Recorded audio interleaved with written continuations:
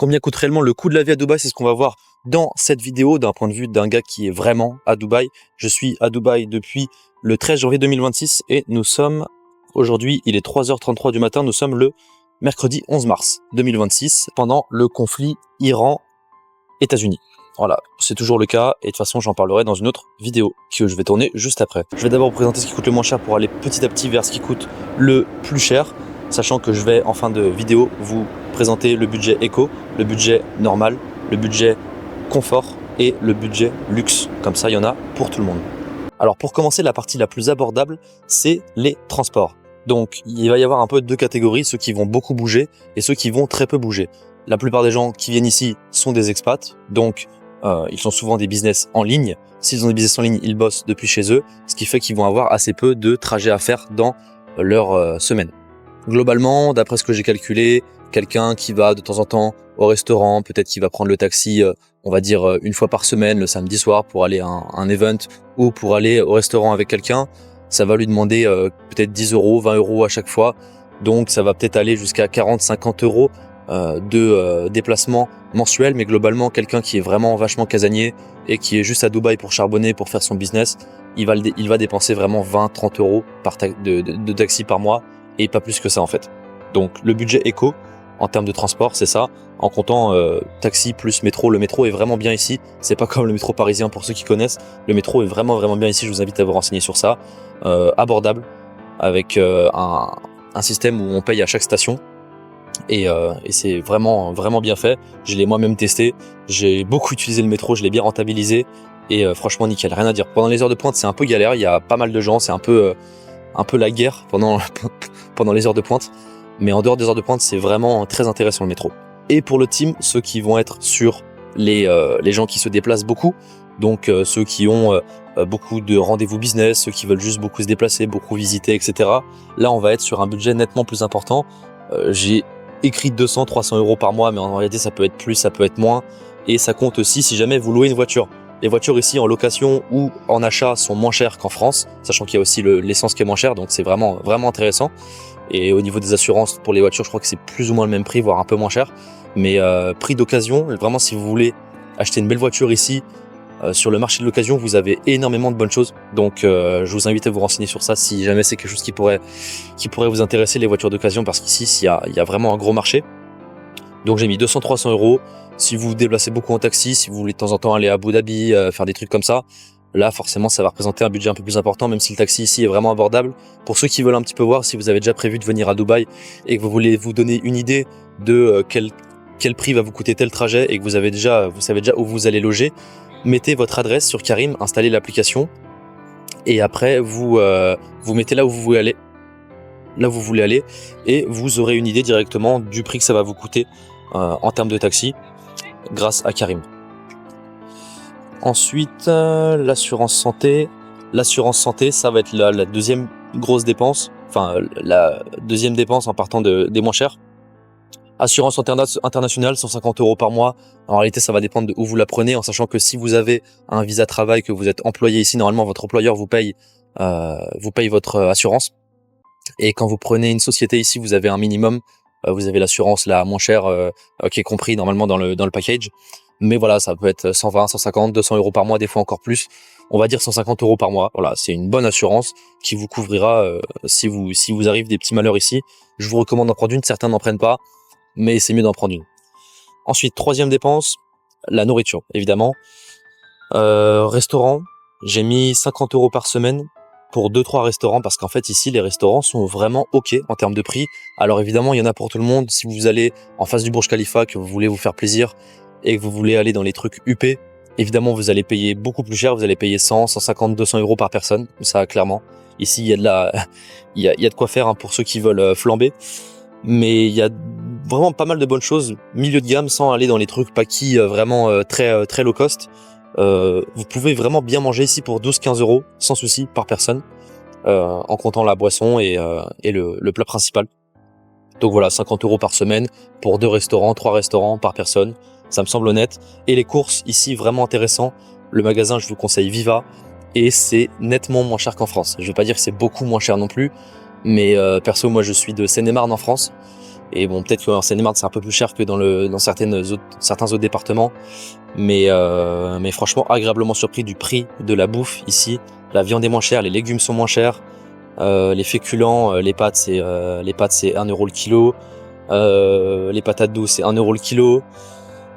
Plein de choses en fait sont la viande est moins chère, les œufs t'as 60 œufs pour 5 euros. Donc voilà, tout ça c'est des choses que j'ai vu de mes propres yeux et c'est les aliments que je consomme. Donc je vous dis les vrais prix actuellement en mars 2026. Peut-être que quand vous viendrez, ce sera plus les mêmes prix. Mais en tout cas, actuellement, c'est ce genre de prix auquel on a affaire. Et donc c'est excellent, hein, profitez-en. Donc les courses, j'ai mis 40 euros par semaine. Personnellement, franchement, je compte pas, hein, mais je dois être à 15-20 euros par semaine en mangeant simple, hein, carottes, œufs, pâtes. Je me prends pas plus la tête que ça. Et si vous êtes quelqu'un d'assez simple et que vous cuisinez vous-même, la nourriture vous coûte vraiment pas cher ici.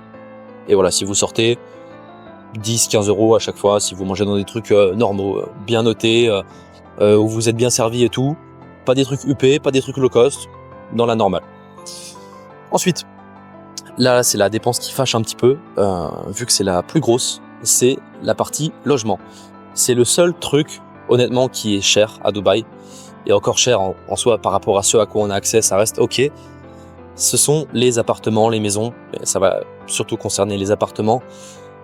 Vous allez devoir mettre un gros billet, surtout que c'est souvent à l'année, ça se démocratise de plus en plus de payer mensuellement, mais vous aurez plus de pouvoir de négociation si vous payez à l'année. Donc vous arrivez et vous devez mettre 10 000 euros, 15 000 euros, 20 000 euros d'un coup, que vous devez bloquer cette somme d'argent parce que pendant un an vous allez avoir votre logement. Donc ça peut être assez gênant, mais suivant le propriétaire que vous avez et suivant la demande qu'il y a sur l'appartement que vous voulez avoir, vous pourrez potentiellement demander de payer en 2 fois, 3 fois, 4 fois. Mensuellement, il y a peu de chance, hein, mais payer en 3 fois, 4 fois, ça fait déjà une grosse différence par rapport à payer en une seule fois. Donc là, j'ai mis logement minimum 1200, 1300 euros. Et ça, c'est vraiment si vous avez un truc normal, hein, un studio. Après, forcément, si c'est à deux, si vous venez en couple ou si vous venez faire une coloc, faudra diviser ce prix par deux. Donc là, ce sera vraiment intéressant. Ça fera 600 euros, 800 euros chacun. C'est très ok. Mais si vous voulez quelque chose d'un minimum bien placé, avec un appartement privé, ce sera vite 1200, 1300 euros. Mais voilà. Après, vous avez quand même un package qui est intéressant avec. Vous êtes dans un immeuble. Vous avez une salle de sport très régulièrement, une piscine très régulièrement, la sécurité 24 heures sur 24. En bas de votre immeuble, vous avez quasiment toujours des supermarchés, des épiceries, des restaurants, des petits trucs locaux, des restos pakistanais, des trucs comme ça pour manger pour 5-7 euros. Voilà, vous avez quand même plein de choses en bas de chez vous, des parcs pour emmener les enfants. Ici, c'est très axé enfants, donc si jamais vous venez avec vos enfants, bon, le logement se coûtera plus cher parce qu'il faudra un plus gros truc. Mais voilà, un studio, comptez au minimum 1200-1400 euros par mois. Actuellement, les prix baissent vu qu'il y a le conflit. Mais de base, c'est ce genre de prix-là qu'il faut compter. Donc, vous faites le calcul quand vous devez payer ça à l'année. Ça fait quand même une grosse somme à sortir. Et cinquième dépense qui est un petit peu à part parce que ça va pas concerner tout le monde. Mais il y a quand même des coûts initiaux qui peuvent représenter un bon ticket. Donc là, je viens d'en parler, il y a le logement que vous allez peut-être devoir payer à l'année. C'est le mieux de le payer à l'année, hein, parce que comme j'ai dit, vous allez pouvoir plus facilement négocier avec le proprio parce qu'il sera content d'avoir un gros chèque qui tombe d'un coup plutôt que d'être payé au trimestre ou en 2 fois. Ça va être donc les coûts initiaux, l'achat d'une voiture si jamais vous en achetez une, même si ça coûte pas très cher, une voiture ici normale, vous en avez pour 3, 4, 5 000 euros. Des voitures qu'en France vous aurez payé 2 à 3 fois plus cher. Le visa, si vous avez un travail ici, le visa est payé par votre employeur, donc ça c'est cool. Après vous avez l'Emirates ID, vous pouvez avoir un compte bancaire local, vous pouvez avoir le numéro, vous pouvez avoir un numéro de téléphone local, tout ça, donc ça c'est cool. Mais par contre, si vous voulez créer votre entreprise ici, il faut compter au minimum 3-4 000 euros d'un coup, et après 2-3 000 euros chaque année de renouvellement pour la société et pour le visa. Pour une personne. Après, si vous venez à deux, en couple, et que vous sponsorisez votre femme si jamais vous êtes un homme, à ce moment-là, le visa de votre femme coûtera moins cher parce que c'est vous qui le sponsorisez. Mais ça, je vous laisse vous renseigner, il y a plein de sociétés qui le font, juste faites gaffe de pas vous faire scam. Voilà, donc l'achat d'un appart, si jamais vous en achetez un, là forcément ça représente aussi un coût vachement important parce qu'ici les apparts ils sont vite à 180, 200 000, plus de 200 000 euros pour des studios. Si vous voulez un studio bien placé et que vous voulez l'acheter, ça vous coûtera vite plus de 150 000 euros. Voiture, visa, société. Donc le total, et j'ai pas compté aussi, c'est vrai que là je viens d'y penser, j'ai pas compté la partie 4G, la partie forfait téléphonique et Wi-Fi.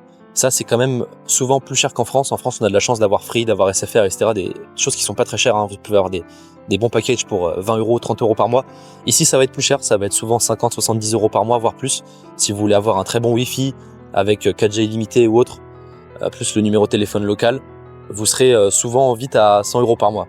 Mais bon, c'est en soi, quand vous venez ici, logiquement vous avez de l'argent, donc 100 euros par mois quand votre business dépend de votre connexion, ça reste ok. Donc on va parler, du coup on va conclure sur ça, sur les 4 différents budgets, avec donc en additionnant tout ce que j'ai fait juste avant.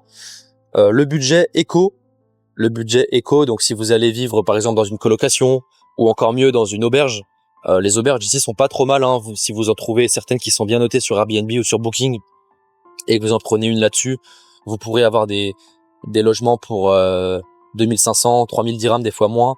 Donc on va dire 500 euros, 600 euros, 700 euros. Vous avez pas mal de choses à ces prix-là. Donc c'est pas le plus confort, c'est pas pour plusieurs personnes, c'est quand vous venez et que vous êtes là pour que vous êtes déter et que vous voulez vous mettre dans un environnement qui vous pousse à progresser et que vous voulez venir à Dubaï mais que vous n'avez pas trop de budget, ce qui est mon cas. À ce moment-là, va falloir aller sur ce genre d'initiative là, de prendre des auberges et de payer 20 euros la nuit, des choses comme ça. 20 euros la nuit, ça fait 600 euros par mois. Donc ça reste, c'est très abordable pour Dubaï. Après, du coup, pas d'activité ou peu d'activité vu que vous aurez pas trop d'argent. Et les dépenses obligatoires, ce sera uniquement le logement, un petit peu de transport si c'est pour le business, pas d'activité et la bouffe avec quelques restos de temps en temps parce que les restos low cost pakistanais, des trucs comme ça qui sont bons et tout, il y en a et ils sont pas chers, hein, tout simplement. J'ai mis entre 900 et 1300 euros par mois, donc c'est une fourchette qu'on pourrait qualifier d'assez large, mais en réalité ça dépend tellement de où vous vous situez, de quel logement vous prenez, si vous êtes en auberge, si vous êtes en colocation, des fois même peut-être certains d'entre vous auront la chance d'avoir un contact ici, donc vous paierez pas le logement. Si vous payez pas le logement, ça fait une énorme différence sur le budget parce que le logement, comme vous l'avez vu, c'est la principale dépense. Donc voilà, entre 900 et 1300 euros, donc très peu cher, hein, franchement, vivre avec 1100, avec 1100 euros par mois en France, c'est ultra compliqué. Déjà que vivre au SMIC, c'est pas facile en France, suivant là où vous êtes. Si vous êtes dans une grande ville, vivre au SMIC, c'est vraiment pas facile. Ici, ça pourrait l'être encore plus parce que les gens pensent qu'ici, il faut avoir 5000 euros par mois pour vivre ne serait-ce que confortablement, quoi. Pas du tout. Normal.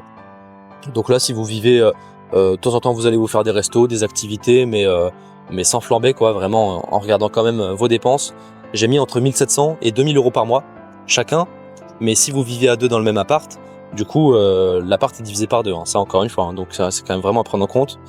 Ensuite, le budget confort. Là, vous pouvez vous permettre de faire des activités, petit week-end à Abu Dhabi, petit truc par-ci par-là, vous faites kiffer, vous prenez du taxi tout le temps, vous louez des voitures, vous faites un peu plus kiffer, meilleur appart à j'en sais rien moi, peut-être 1700, 1800 euros par mois.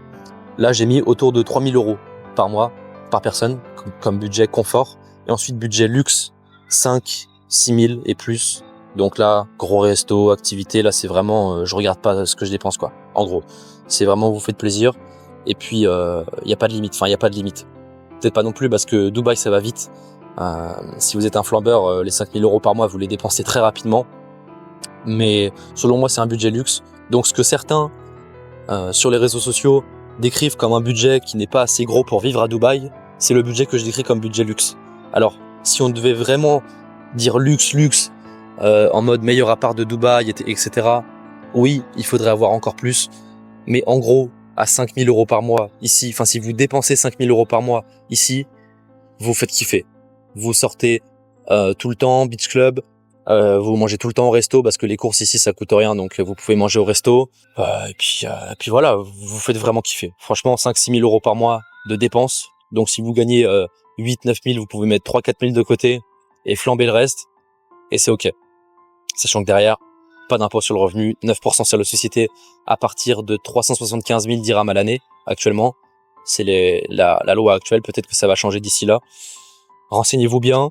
Ne vous faites pas scam, parce que à peu près tous les gens qui j'ai parlé ici se sont déjà fait scam d'une façon ou d'une autre, que ce soit par des gens qui essaient de les faire entrer dans des business bizarres, que ce soit des appartes où ils payent une caution à l'avance, ils ont jamais la caution en retour, ou pour les locations de voitures aussi, faites très attention aux cautions. Voilà, faites très gaffe et essayez de vous faire vite un réseau ici pour qu'on vous recommande les bons endroits à aller, les bons restos, les bons logements, les bons agents IMO, les agents IMO qui vont pas essayer de vous la mettre à l'envers. Très important, parce que dès qu'on est dans un endroit où il y a beaucoup d'argent, nous sommes dans un endroit où il y a beaucoup de scams. Et forcément, on ne veut pas se faire scam. Bref, c'est tout pour cette vidéo. Je vais tourner la vidéo sur le conflit actuellement entre l'Iran et les États-Unis et les impacts que ça a sur les Émirats. Et peut-être que cette vidéo sortira après l'autre, je ne sais pas. Mais en tout cas, n'hésitez pas à aller voir celle-ci aussi, parce que j'ai pas mal de choses à dire. Et vous risquez d'être surpris, parce que ce que j'entends sur les médias et ce qu'on entend tous sur les médias, parce que j'ai l'occasion de parler à beaucoup de personnes ici, que ce soit des Français, des Allemands, des Suédois, des États-Unis, peu importe. On est tous d'accord pour se dire que les médias disent totalement de la merde. Donc c'est un peu triste à dire, c'est un peu triste à voir, surtout de notre point de vue, où du coup on se fait juger par les Français, comme quoi on dévoile des fausses informations, comme quoi on est payé pour mettre en valeur Dubaï. C'est totalement stupide de penser ça, et c'est triste de voir à quel point les Français et plus généralement l'Occident se fait manipuler par les médias. Bref, c'est pas le sujet de cette vidéo, je vous laisse sur ça. Abonnez-vous pour avoir plus de vidéos sur Dubaï, sur la Thaïlande, parce que juste après, la semaine prochaine, je vais en Thaïlande, avoir des petits vlogs, etc. Abonnez-vous pour ne pas louper ça, et on se dit à la prochaine.